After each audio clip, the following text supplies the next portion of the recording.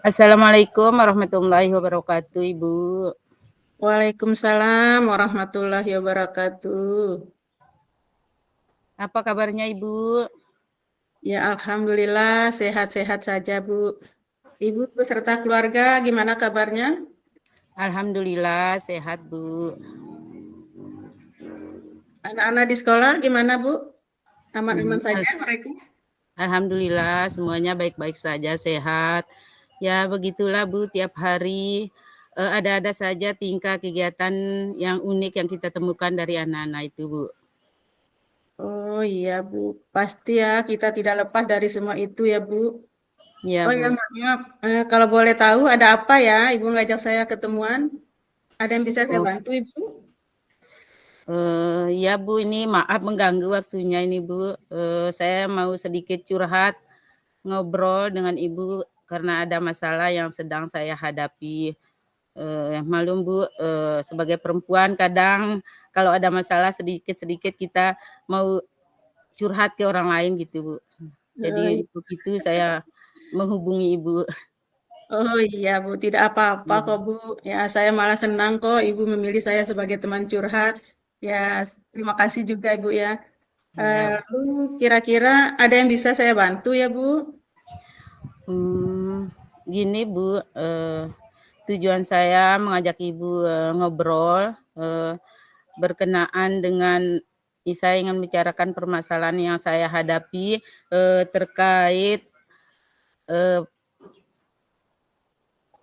profesi saya sebagai guru dan juga, posisi saya sebagai ibu rumah tangga itu, Bu. Seperti itu, Oh, Bu. oh, begitu ya Ibu Dewi. Iya, Iya, Bu. berarti tujuannya itu kita ngobrol itu untuk apa namanya membicarakan sebuah permasalahan yang sedang Ibu hadapi ya tentang tugas Ibu sebagai profesi sebagai pendidik dan juga Iya, sebagai ibu rumah tangga ya Bu. iya, Bu. Jadi kira-kira hal apa yang akan Ibu utarakan, mulai hal apa begitu Bu? Hmm, pada kesempatan kali ini saya ingin mengutarakan kepada Ibu ya, bahwasannya, saya saat ini sulit sekali me-manage waktu, antara sekolah dan di rumah, mengingat di sekolah sekarang ini sedang padat-padatnya kegiatan yang kita hadapi, belum di kelas, kemudian menghadapi, semester ya, belum lagi menghadapi LMS. Nah, Bu, kira-kira seperti itu, Bu. Jadi bagaimana saya bisa me-manage waktu dengan baik ya, membagi waktu antara di rumah dan di sekolah. Jadi seperti itu, Bu, keluhan saya. Oh iya Bu, apa Mmm, namanya, memang ya kita sebagai ibu rumah tangga sekaligus sebagai pendidik tentu eh, sulit sekali ya Bu untuk memanage iya. waktu itu.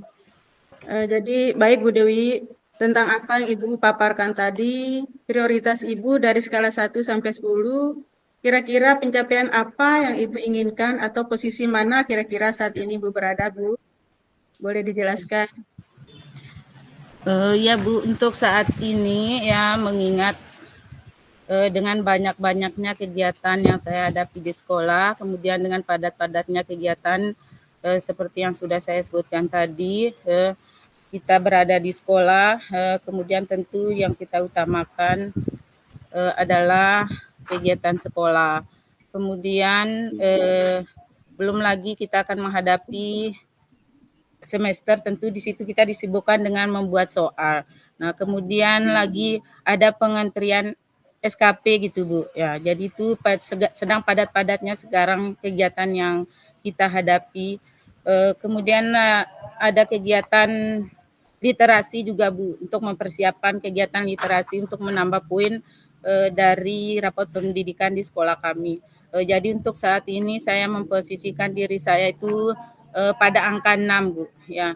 Jadi belum lagi ketika di rumah ya, sampai di rumah kita berhadapan dengan anak-anak, dengan suami ya, tentu tidak mungkin kita di rumah langsung membuka laptop, kemudian mengerjakan apa yang menjadi tugas sekolah yang tertinggal kita kerjakan di rumah.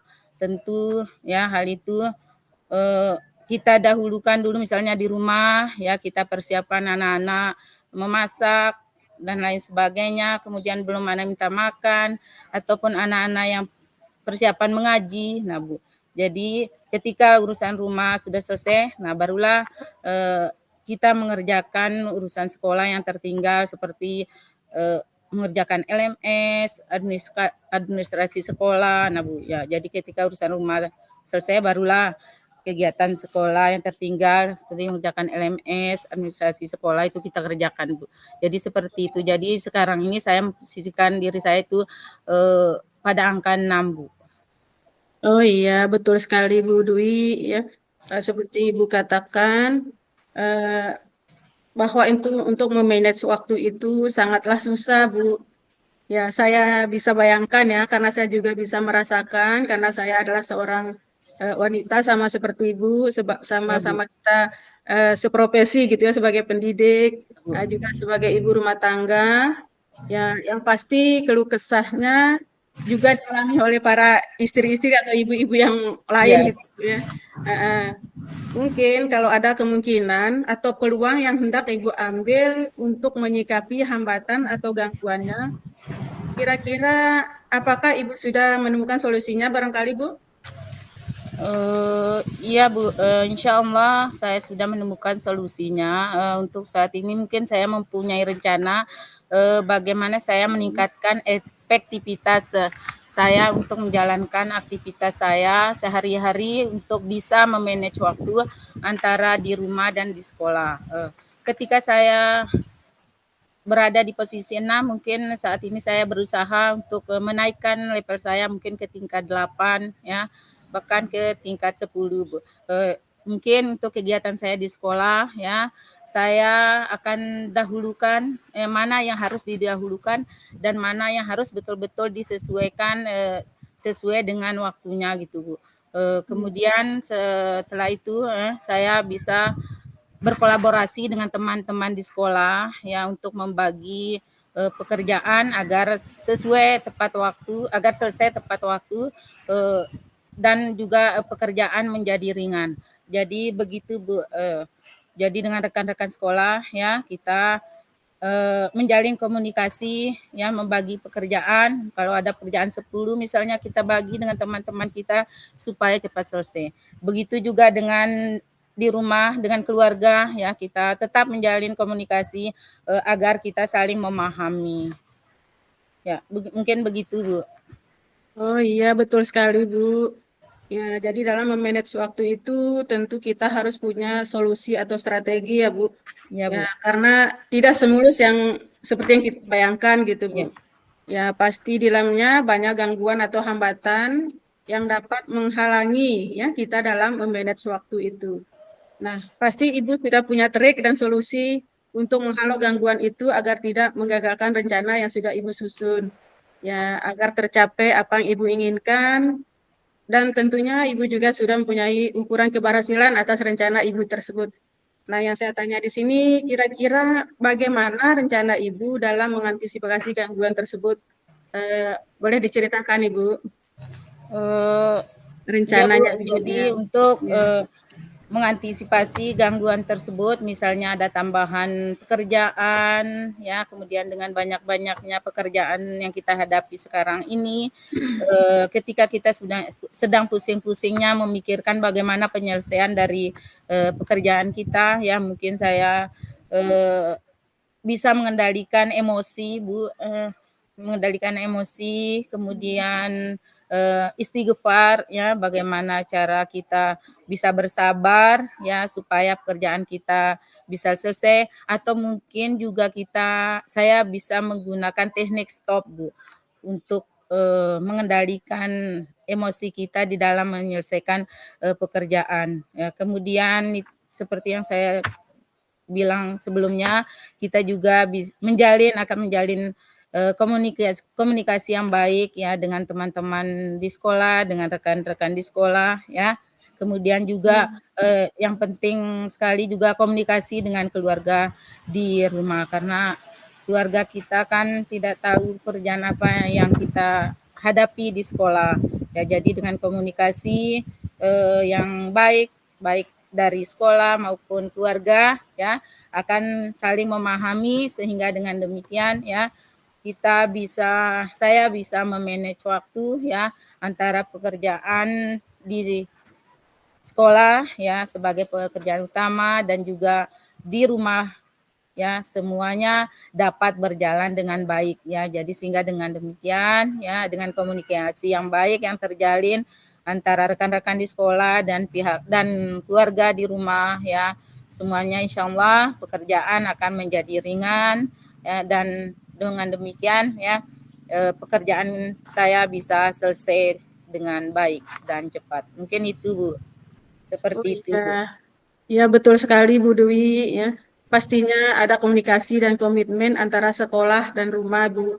Ya kalau di rumah prioritasnya harus keluarga gitu yang dulu. Nah Ya, kalau di sekolah prioritasnya ya kegiatan di sekolah atau tugas kita di sekolah. iya, Nah supaya kedua-duanya tetap seiring dan sejalan gitu Bu ya. Jadi iya, keduanya bisa balance itu Bu. iya, Dengan demikian Ibu sudah bisa mengatur jadwal kegiatan antara rumah dan sekolah. iya Nah, Bu. selanjutnya, kira-kira apa komitmen atau tanggung jawab Ibu terhadap rencana Ibu ini? Bisa diceritakan, Bu, Baik komitmennya dan Bu, tanggung jawabnya. komitmen komitmen saya ataupun tanggung jawab saya atas kegiatan saya di sekolah, mungkin yang pertama saya bisa membuat list jadwal ya pekerjaan sekolah mana yang harus saya dahulukan terlebih dahulu ya, kemudian mana yang harus dikesampingkan ya. Jadi yang pertama yang membuat jadwal list daftar pekerjaan yang harus diselesaikan, yang betul-betul harus diselesaikan terlebih dahulu, kemudian mana yang bisa ditunda gitu. Jadi jadwal seperti itu yang akan saya buat untuk sebagai komitmen saya dan tanggung jawab saya terhadap pekerjaan saya. Begitu juga dengan selanjutnya tentunya tadi itu dengan komunikasi ya, komunikasi kalau di rumah kita menyelesaikan pekerjaan rumah, kemudian kalau di sekolah kita menyelesaikan pekerjaan sekolah, karena misalnya di ketika jam pelajaran berlangsung kita betul-betul berada di kelas menyelesaikannya. Kemudian ketika di sela-sela selesai belajar kan biasanya ada tenggang waktu kita pulang Bu, ada waktu mungkin Iya, ada waktu 1 jam. Nah di situ kita gunakan untuk menyelesaikan administrasi kelas yang belum selesai itu Bu. Nah jadi seperti itu komitmen dan tanggung jawab saya terhadap pekerjaan. Jadi di sela-sela itulah saya menyelesaikan pekerjaan saya Bu. Dan di samping tadi kita juga berkomunikasi dengan teman-teman di sekolah dan di keluarga Bu. Jadi ketika di rumah kita menyelesaikan pekerjaan rumah, di sekolah kita menyelesaikan pekerjaan sekolah. Jadi seperti itu Bu. iya, baik sekali itu Bu. Ya benar sekali Bu. Apa namanya jelas sekali ya komunikasi sangat penting dalam suatu hubungan. Ya jangan sampai ada miskomunikasi antara rumah dan sekolah ya Bu. Iya Bu. Apalagi komunikasi di rumah sangat penting ya karena dari rumah merupakan unsur motivator yang sangat penting bagi kita. Nah, mood kita tercipta biasanya datangnya dari rumah tangga atau keluarga gitu, Bu. Ya, jadi bagus sekali, Bu. Permasalahan yang Ibu hadapi sudah ada solusinya ya. Jadi Iya. intinya Ibu sudah bertanggung jawab. Ibu sudah tahu inti dari permasalahannya. Ya, dengan tidak lupa Ibu juga sudah sadar diri dengan menyadari tugas dan tanggung jawab Ibu sebagai guru dan Ibu sebagai ibu rumah tangga serta berserah diri kepada Allah Subhanahu wa taala. Itu bagi saya sudah bagus apa? Baik sekali bagi saya, Bu.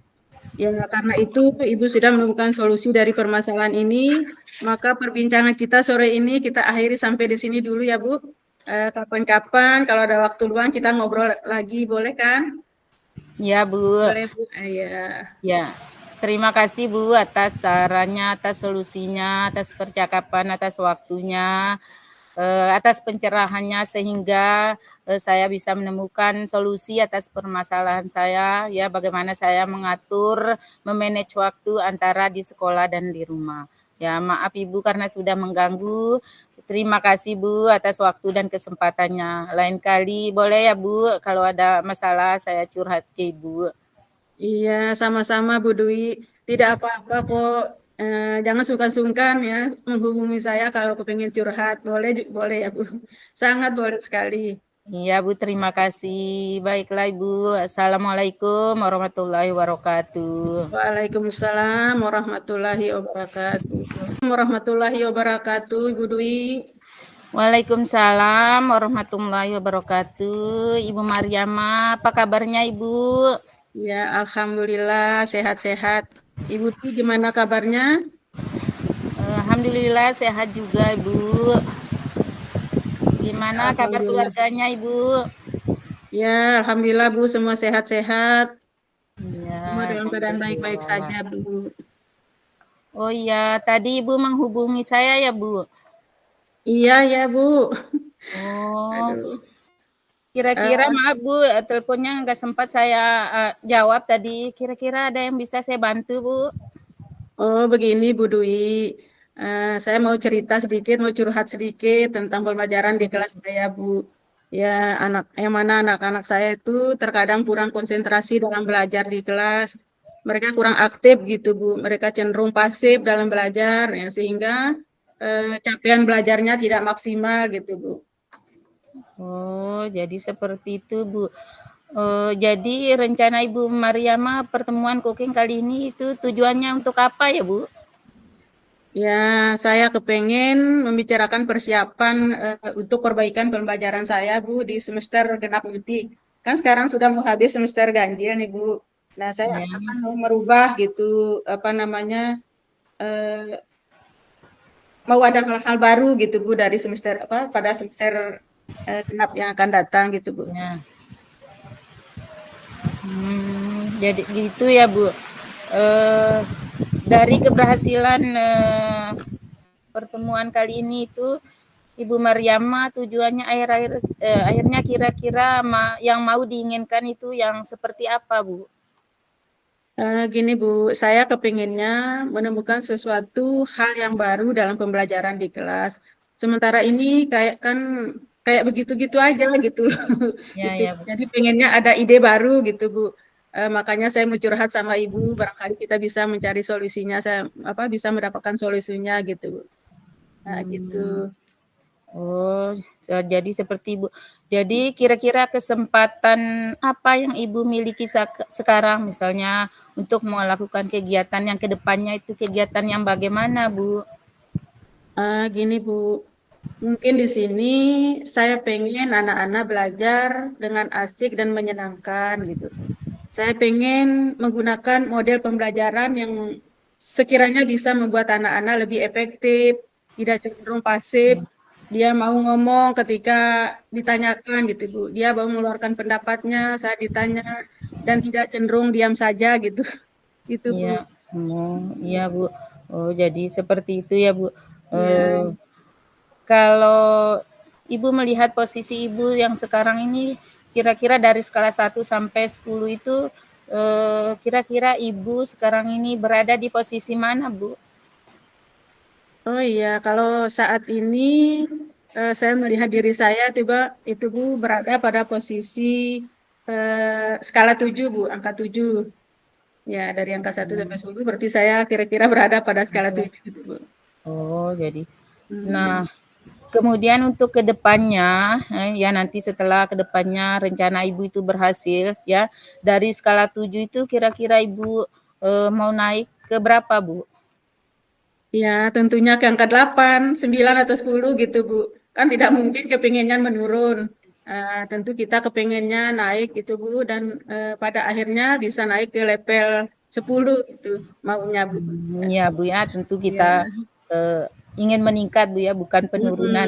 mau meningkat ya. Iya Bu, ya bagus sekali Bu. Jadi, nah untuk hal tersebut ya, jadi kekuatan Ibu itu untuk mencapai tujuan yang dimaksud itu apa kira-kira tujuannya Ibu?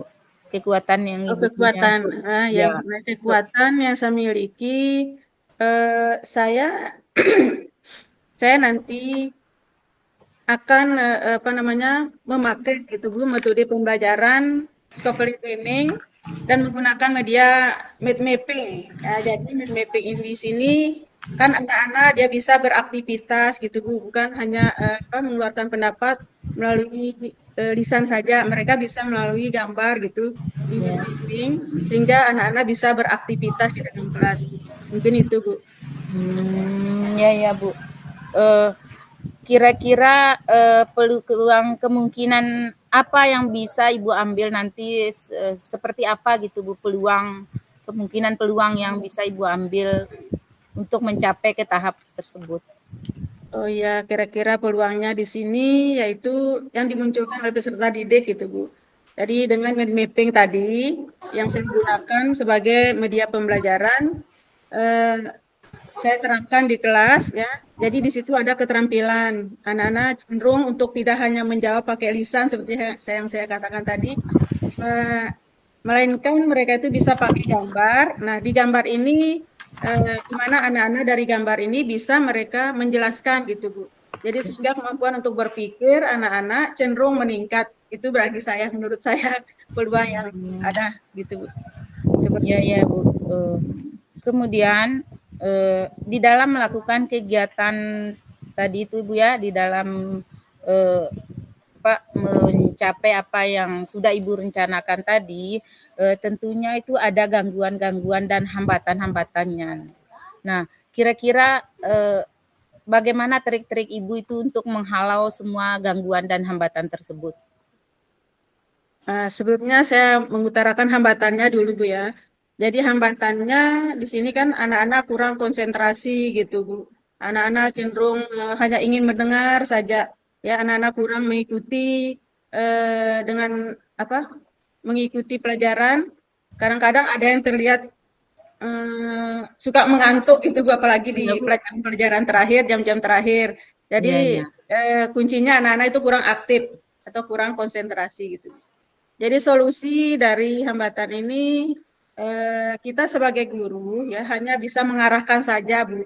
Kita tidak Iya. mungkin mendikte mereka, oh kamu harus begini nak, kamu harus begitu nak. Nah, kan tidak, kita itu tidak bisa seperti itu. Kita hanya mengarahkannya saja. Jadi eh, jikalau ada anak yang kesulitan, jadi kita itu coba untuk bisa mendekati mereka. Kita tuntun dia dan beri dia bimbingan. Nah, diharapkan nanti dengan bimbingan yang kita berikan itu anak-anak akan lebih baik. Begitu barangkali Bu menurut Oh iya ya. solusi dari saya ya. Ya, bagus sekali Bu. Nah, dari permasalahannya Ibu sudah menemukan solusinya. Kemudian kira-kira berapa lama waktu Ibu untuk mulai menerapkan pembelajaran seperti yang akan Ibu lakukan itu? Kira-kira berapa lama waktu yang dibutuhkan begitu Bu? Oh iya waktunya Bu. Kalau waktunya jangka waktunya itu sampai 2 minggu Bu.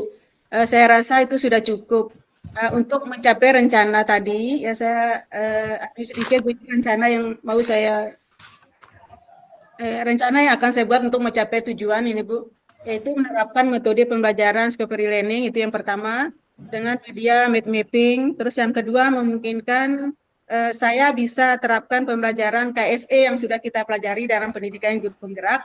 Ya, saya bisa menggunakan kotak emosi. Ya, dengan kotak emosi